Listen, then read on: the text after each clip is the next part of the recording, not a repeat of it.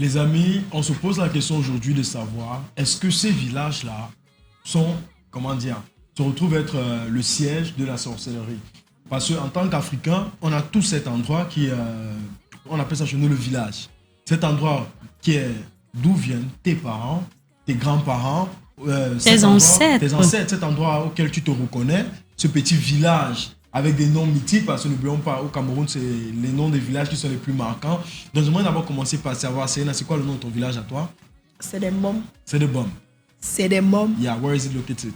À Banjul. À Banjul, in the west region of In the West Region, oui. Yeah, Marie-Christelle, et toi, de ton côté? Mon village, c'est à Makak, précisément Konkengi, dans la région du centre. D'accord. Moi, c'est, comment dire ça? Boyatown, dans la région de l'ouest, du sud-ouest, pardon. Merde. Boyatown, dans la région du sud-ouest. Est-ce que tu es bamileke anglophone, fait. toi? En tout cas, les amis, aujourd'hui, on se pose la question, est-ce que le village, en fait, est le siège de la sorcellerie? Parce qu'on retrouve certaines personnes en train de fuir leur village. Alors, je ne peux pas retourner au village parce qu'il y a tantine telle qui forcément va me cuisiner dans une marmite Caramba. et tout ça, qui va me manger. Donc, Serena, toi, je pose d'abord la question de savoir, est-ce que dans ton village, il y a eu des histoires ou bien il y a toujours de la sorcellerie là-bas? Ça, je maîtrise pas très fortement ce côté-là parce que déjà, je ne suis pas très régulière au village. Ouais. Maman non plus. Donc, c'est pas comme si elle va aller venir me raconter que voilà, faut pas aller. Enfin, je suis allée, on m'a fait ceci, on m'a fait ça, tu vois, le genre. Elle n'a pas trop vécu là-bas. Donc, maîtriser vraiment, je ne pense pas. Yeah. Mais le peu de temps où j'allais là-bas, c'est-à-dire pendant les réunions familiales au village, les deuils ou bien même les mariages au village et tout, on nous disait beaucoup que non, faut pas manger n'importe comment. Ouais. Quand on te donne la nourriture, faut pas prendre n'importe comment. Refuse même parfois de prendre certains trucs venant des étrangers. Dis bonjour à tout le monde pour éviter les problèmes parce que on ne sait pas de quoi ils sont capables. Voilà, ce sont les petits trucs comme ça qu'on nous faisait dire, qu'on nous disait. Maintenant, il y a aussi le côté quand on partait pour la réunion familiale, on nous disait que voilà, n'entre pas dans le champ-ci. Ni n'entre pas dans le champ des gens. Non, voici notre concession. Voilà le champ de notre concession. Voilà. Ne t'éparpille pas pour éviter les problèmes ou bien je sais pas si on n'a pas appelé ça les sorts qu'on va te jeter. Donc voilà, c'est tout ce que je peux dire par rapport à ça. D'accord. Marie-Christelle, toi, de ton côté, est-ce qu'on retrouve également ces traces de sorcellerie dans ton village? Traces de sorcellerie, moi je ne sais pas lire les traces de sorcellerie, mais certainement mon village est mon havre de paix. C'est le lieu où je me sens le plus en sécurité qu'un autre endroit au monde. Maintenant, ça peut exister, la sorcellerie, comme ça existe en ville. Le constat est clair quand même que de plus en plus les jeunes fuient le village ou ne vont plus au village parce qu'ils accusent des vieilles personnes de sorcellerie. Mais à la fin, il faut savoir que nous aussi qui sommes jeunes aujourd'hui, on va finir par vieillir et c'est nous qui serons traités à la fin de sorciers. Pour le moment, jusqu'ici, chaque fois que je vais dans mon village, je dors plus en paix que je ne suis ici ailleurs. D'accord. Serena, toi, qui on disait, genre, il faut saluer tout le monde pour éviter les mauvais sorts, on ne sait pas de quoi telle personne est capable. Est-ce qu'on te redit la même chose en ville? Pas vraiment. Pas vraiment. C'est plus, c'est du genre, quand on va aller au village, tu vois comment on te dit direct. Enfin, ça, c'est plus quand on était petite. Tu vois, parce que l'enfant ne sait rien. L'enfant, il va aller entrer n'importe où. Même si c'est pas la sorcellerie, on peut te kidnapper, on peut je sais pas, t'empoisonner. C'est pas la sorcellerie, mais ça peut arriver, tu vois. Mais quand t'es petit, c'était plus du genre, avant qu'on ne voyage, on te dit, ne pars pas ici, ne fais pas comme ça, marche ainsi, marche comme ça. Bon, je vais aussi ramener ça aussi à la ville parce que oui, quand tu marches aussi en ville, on te dit, bon, la différence c'est qu'en ville, on te dit pas que salut tout le monde. On te dit, fuis quand quelqu'un veut trop s'approcher de toi. Tu vois, là-bas au village, on te dit, salut, tu passes. Mais ici, on te dit, passe, marche ta route. Tu continues seulement tout droit. Si je t'ai envoyé à la boutique, achète ce que je t'ai envoyé acheter et retourne à la maison. Tu vois un peu la nuance. Donc, en fait, c'est ça. Mais quand même, c'est à dire, la sorcellerie, c'est pas seulement au village. Et même, là où nous sommes, c'est le village de quelqu'un. Donc, justement, dans notre village, il peut y avoir une sorcellerie. Ici, c'est le village de quelqu'un où il y a aussi sa sorcellerie à lui dont il sait. Mais moi, j'ai jamais vraiment eu de circonstances où je fais vraiment face à la sorcellerie. C'est-à-dire, on me dit, voilà, une sorcière devant toi. Fais attention, c'est une sorcière, elle va te faire ceci. Non. C'est juste comment dire ça? On veut comment dire ça? On veut t'inculquer des trucs à la tête du genre pour que tu ne sais pas de faire n'importe quoi. Ce qui fait que c'était quand j'étais petite. Mais maintenant, même que j'ai grandi, quand je repars au village, je repense à tout ce qu'on me disait quand j'étais petite. Et quand je pars maintenant, je me comporte comme quand je me comportais quand j'étais petite. Si je croise même une vieille mère là. Tu salues. Bonjour maman, ça va? Oui maman. Tu es la fille de qui? La fille de la maman dans la concession, si. Ok. Bonjour. Tu vois le genre. Et j'évite vraiment d'aller chez les gens. Un peu comme en ville, on ne sait pas qui est qui. Justement, donc, voilà. justement. Mais maintenant, MC, tu as soulevé un point très important, c'est les vieilles personnes. Et j'aimerais mettre le sur le fait qu'on qualifie généralement, on met l'accent sur un lien de sorcellerie aux vieilles personnes. Oui. Parce que tu vas aller dans un quartier, il y a des enfants, par exemple, quand ils voient une vieille mère, ils ont déjà peur. Genre, on ne sait pas de quoi elle est capable, tout. C'est quoi l'œil que tu portes sur ce regard-là? Je pense que c'est naïf de leur part. C'est avec le temps qu'ils vont finir par comprendre parce que ça m'est aussi arrivé. Quand je dis que mon village, c'est mon havre de paix, ce n'est pas que j'arrive devant la cour de quelqu'un, je dors comme je veux ou bien.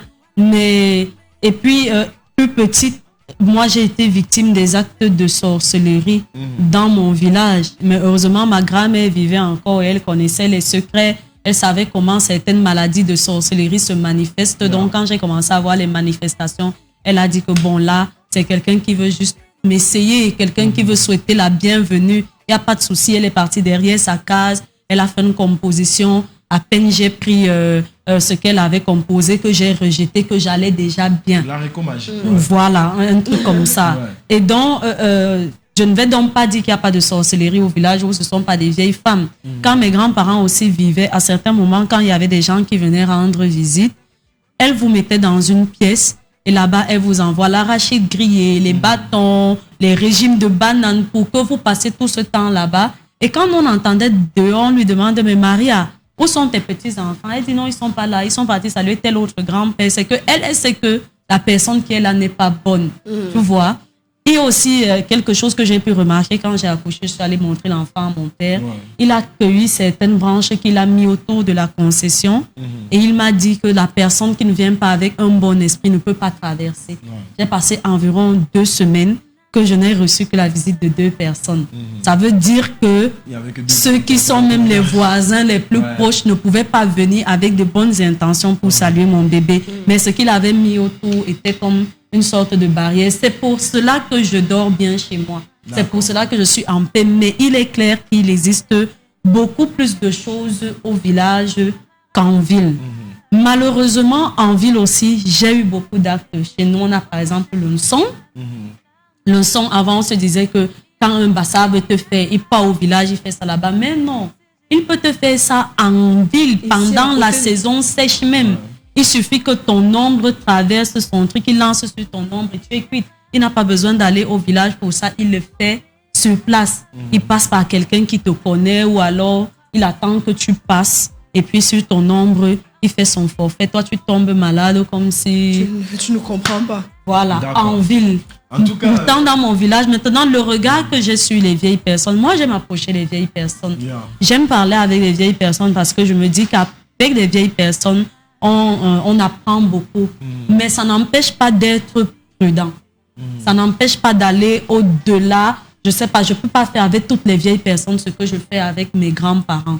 Parce que je me dis que l'amour que mes grands-parents ont pour moi, ça peut pas être le même que maintenant. Je ne te fais pas peur. Maintenant, si toi, tu m'effraies en tant que vieille personne, je vais te fuir, s'il te plaît. Il n'y a pas de... D'accord. Mais les filles, est-ce que vous validez le fait que quand on parle de sorcellerie, on retrouve à l'intérieur le pratiquant de la sorcellerie comme un magicien? Maintenant, on parle de magie noire et magie blanche. Généralement, celui-là qui utilise les mêmes techniques qu'un sorcier, comme on qualifie, lui, on va dire guérisseur. Parce que c'est les mêmes techniques qu'il utilise, il connaît comment ça se passe de l'autre côté, mais lui, il ne fait pas du mal. Au contraire, il guérit des gens. Est-ce que vous validez cette opinion qu'il y a la magie noire et la magie blanche? Moi, je ne vais pas appeler ça magie. Pour les guérisseurs, je crois. Parce que moi, je me dis que ce sont des anciens, des gens, comment on les appelle ça, ceux qui sont sages et tout, les anciens du village, tu vois le genre. Genre, ils savent que voilà, si on t'a lancé, tu vas appeler ça comment, le son. Ils savent que bon, telle plante plus verte que l'autre peut atténuer ce qui est sorti sur le corps, peut atténuer sa maladie. Ou bien, bon, si on brûle telle écorce, la fumée de ça va t'aider à t'apaiser, te sentir mieux. Enfin, moi, je vois ça dans le concept tellement simple. Maintenant, il y a peut-être d'autres concepts où il y a vraiment la magie blanche. Mais de ce que je sais de la magie blanche, c'est du genre, c'est pas réellement pour guérir. C'est du genre, c'est peut-être une auto-protection.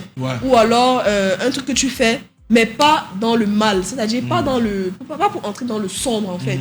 Pas comme la magie noire où tu fais ça vraiment pour mettre les cornes dans la nuit, pour aller piquer, mettre les pics sur les poupées et incarner que oui, tu n'évolueras pas. Oui, tu vois les genres de trucs comme ça. Donc moi je me dis que... Donc toi tu fais une différence parfaite entre la médecine traditionnelle et la magie blanche. La sorcellerie. Voilà. D'accord. En tout cas, on adore. Marie-Christelle, like Semoria, moi, je ne connaissais pas la différence entre magie noire, magie blanche. Dès que j'entends magie, ça me secoue un peu le cerveau. Ouais.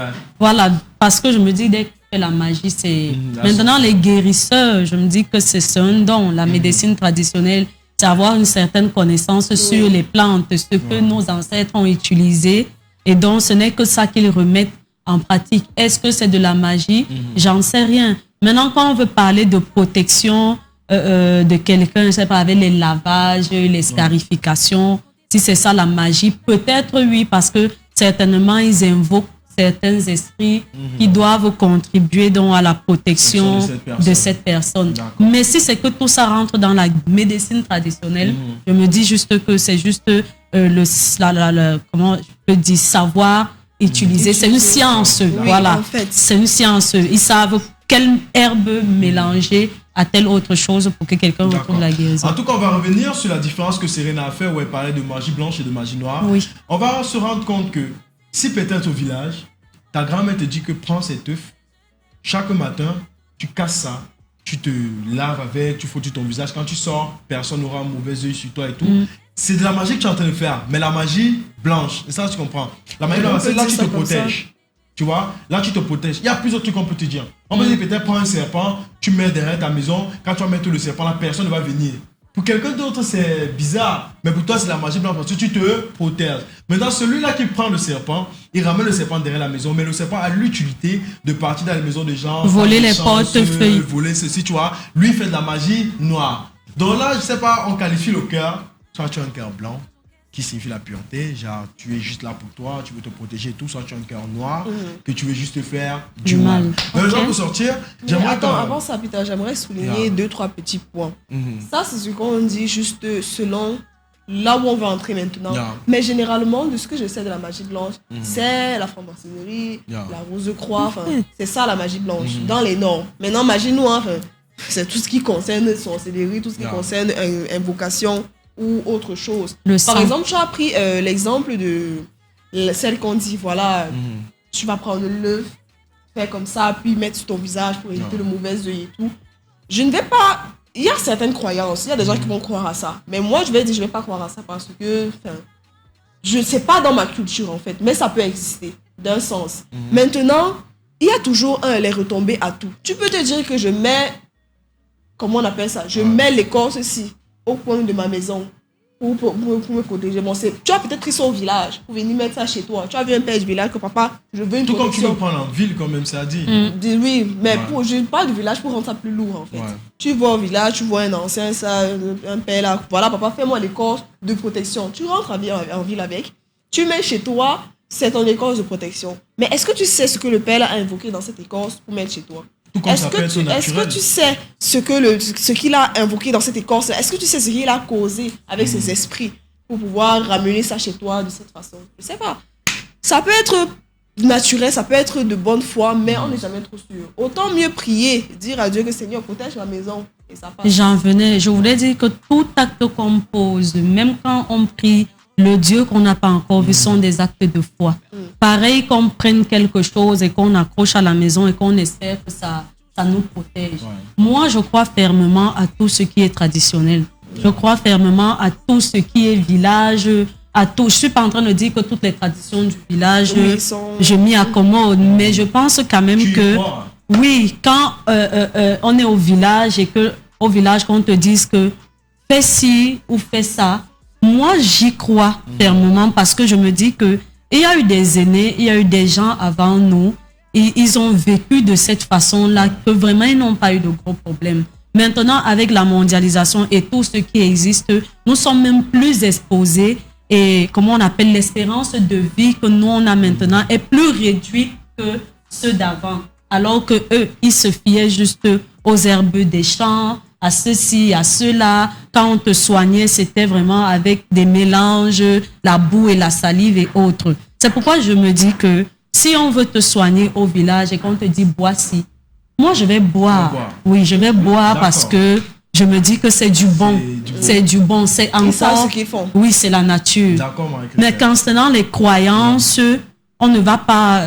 Ça va être un long débat que de revenir sur les croyances des gens ou pas. Tout pour moi, c'est un acte de foi. Prends un oignon et dis-toi que cet oignon me protège parce que j'ai la foi que c'est ça. D'accord. À mon avis. En tout cas, Serena, j'aimerais revenir sur un point que tu as soulevé tout à l'heure.